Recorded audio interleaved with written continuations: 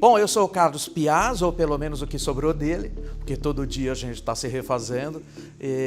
Bom, eu hoje sou futurista certificado pelo Millennium Project, sou um futurista regenerativo, trabalhando com todas as grandes questões que a gente tem da vida humana, dos grandes 15 problemas globais, enxergando que, não, tecnologia não é centro, tecnologia é só um coadjuvante. Eu tenho tecnologia de um lado, eu tenho filosofia do outro, e é claro que as duas partes se equilibram. A minha história com tecnologia começou no ano exato de 1976, e quando eu fui fazer programação COBOL.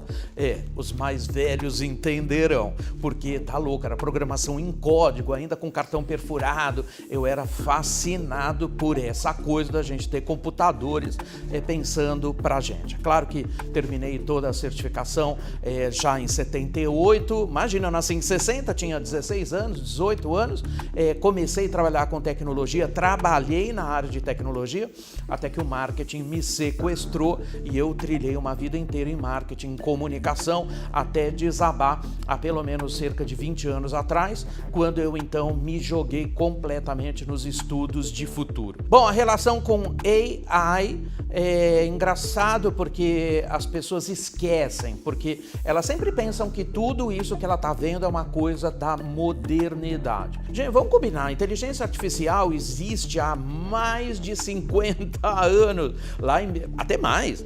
Em 1950, quando Alan Turing começou a mexer com isso, ele foi o primeiro a perguntar: será que as máquinas podem pensar? Gente, isso foi em 1950. Não me venha dizer que a inteligência artificial está apontada para o futuro, que não está. Ela está sobre a gente há muito tempo e sempre foi um sonho ficcional criado pelos humanos, vide os Jetsons lá, né, já na década de 40. Bom, as limitações que nós temos hoje é justamente uma coisa que ninguém para pensar. Inteligência artificial é nada sem o seu principal combustível, que são os dados.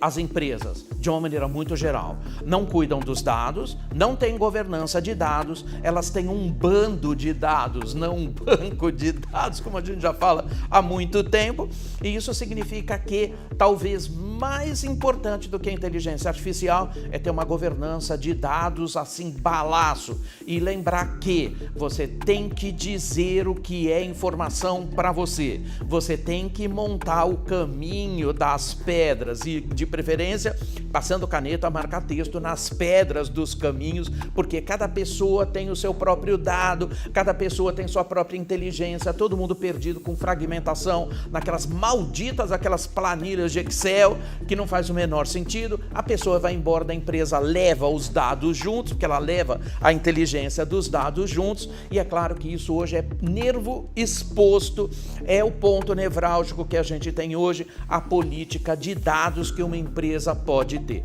LGPD vem cobrir um pouquinho disso, porque também é um dificultômetro no meio do caminho, mas de qualquer outra maneira, a falta de governança dos dados faz com que o uso de inteligência artificial se torne absolutamente inócuo. Eu não tenho o principal combustível de inteligência artificial, que é, um superacelerador de simulação de dados. Só que se eu não tenho os dados, eu não tenho o que hiperacelerar. Então, muita gente falando da tecnologia, esquecendo do combustível dela. Olha, o importante para a gente estar no topo, na corrida da AI, não é sair correndo como uma galinha de estrada, né? Já viram galinha correndo em estrada? Ela corre, se enfia embaixo do carro, o que não tem o menor sentido. Isso significa o quê? Que na corrida da AI, em primeiro lugar, eu deveria compreender primeiro o que ela é e o que ela não é. Tem muitas coisas que ela não é e que são muito mais importantes do que aquilo que ela poderia ser. Isso significa o quê? O brasileiro tem uma péssima, forma de conduzir tudo isso, porque brasileiro adora uma hype, e é claro que o hype cycle, que a gente fala da inteligência artificial, ela vai subindo na demanda, subindo, pá, cai no chão, no vale da desilusão. Do ponto de vista de aplicação, talvez seja importante a gente ver o movimento primeiro, entender o que ela significa, para onde ela conseguir ter um platô de estabilidade, ali onde eu deveria estar trabalhando, né, as coisas em que AI poderá me propulsionar. Se a gente sai correndo, que nem uma galinha sem cabeça, né, correndo em torno do rabo, sem entender muito bem o que a gente está alimentando a hype. O brasileiro é extremamente sensível a duas coisas. Um troço que a gente chama FOMO, que é o tal do Fear of Missing Out. A gente tem um medo danado de ficar por fora, de ficar para trás, a gente não entende muito bem, a gente sai correndo atrás de conhecimento, o que tem um lado muito bom, tem um lado muito ruim também, porque a gente a adota muito prematuramente, sem ter uma visão muito clara das próprias tecnologias, a gente acaba então pisando em terrenos que não são muito férteis, né? Então, espera um pouquinho cair, porque para você não azedar no vale da desilusão, espera um pouquinho para as tecnologias chegarem no seu platô de estabilidade, para você poder então adquirir, usar, pesquisar. Até lá, tudo é demanda sobre um mundo não visível. Olha, AI, como a eletricidade, vai ser diluída, a gente vai usar tanto como a gente já usa hoje, sem sequer perceber. Quando você pensa que a eletricidade nasce ali, né? Logo ali, quando você ligou o botãozinho e está funcionando lá, e você já está assim com muitas coisas usando tudo isso como metaverso. A gente viu aquela pressão toda, olha, foi assunto do SXSW, tema central. Olha, no mesmo ano foi tudo pro chão, ninguém nem percebeu, porque do jeito que foi comunicada pelo Zuckerberg, era o paraíso da fuga da realidade humana. Então, dá um tempinho, como eu falei, para as tecnologias se assentarem um pouco. É claro que a gente está vendo na escala de futuros, não só prováveis, como também, de alguma maneira, previsíveis, que é a automação total de tudo.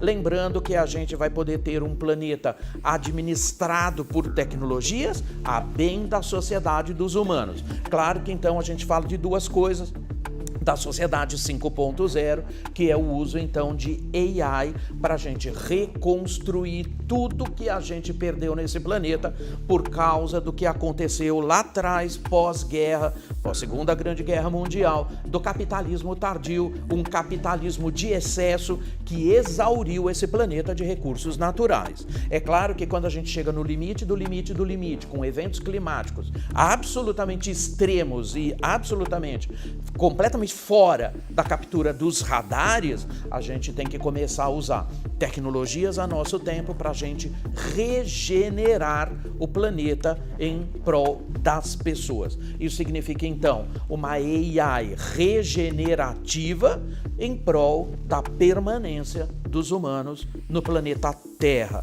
Se você está falando que isso pode ser muito esquisito, ficam aqui todas as lições, né, de Carl Sagan quando ele fotografou a Terra a partir de Saturno no ano de 81. Então, vivemos num pequeno, muito pequeno ponto pálido azul iluminado por um raio de sol. Somos absolutamente insignificantes perante o universo. Vamos, né, em vez de nos extinguir, vamos pelo menos nos tornar relevantes. Não, eu não tenho medo sobre a inteligência artificial, eu tenho medo da não regulação. Isso significa o quê? Que o darwinismo digital puxa a quarta onda, que é o meio político, regulatório, legal, numa necessidade brutal, porque inteligência artificial ajuda a transformar a anomia do mundo. Isso significa que a inteligência artificial também colabora muito para a falta de regramento no mundo, e eu não estou falando especificamente da regulação da AI.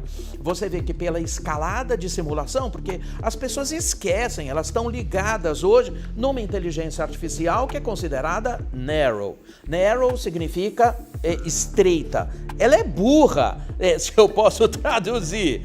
Tem mais dois níveis, essa sim é extremamente perigosa, que é a IGI, que é AGI é uma das coisas mais perigosas que a gente tem por causa do poder de simulação num tempo cada vez menor, até chegar na superinteligência artificial, que então as coisas sairiam absolutamente do controle. Eu acredito no poder de regulação porque, na realidade, tecnologias podem fazer muita coisa, mas tecnologias não querem nada, elas não deveriam querer nada. Portanto, eu considero que o foco central está no peso do ser humano para a utilização de ferramentas de AI a benefício próprio. Então, eu não posso ter medo de algo que venha a meu benefício, desde que eu pense brutalmente sobre regulação no meio político, regulatório, legal, que já passou da hora dos nossos legislativos globais começarem a se debruçar sobre as disparidades. A quantidade de cálculo que é feito, que chega a 200 petaflop hoje, que são 204 trilhões de cálculos por segundo, ela começa a pensar mais do que todos os cérebros juntos do planeta. Isso pode ser muito ruim? Muito ruim. Eu posso ter uma coibição desse tipo de cálculo? Deveria, mas deveria ter para outras coisas também? Sim, como por exemplo para você elucidar novas moléculas, então uma perenidade maior da vida humana, mas também prorrogar a vida por muito mais do que a gente biologicamente aguenta é uma piração humana que a tecnologia não deveria alimentar. Tudo que nasce morre. Então essas ideias que a gente tem, eu vou botar meu cérebro conectado então a um chip. Não, você não vai conseguir. Sistemas biológicos não conversam com sistemas digitais. Outra hype, um monte de mentira que surge no meio do caminho. Então eu tenho medo dos humanos que enxergam na tecnologia uma potencialidade que ela não entregará. Então, que mal tem em ser humano, tão simplesmente humano, viver e morrer, de acordo com o que o Freud sempre falou, de alteridade e morte, está dentro do nosso ciclo. A própria tecnologia ou inteligência artificial não nos livrará disso. Então é bom que a gente comece também a se acostumar com a ideia de que tudo que nasce morre.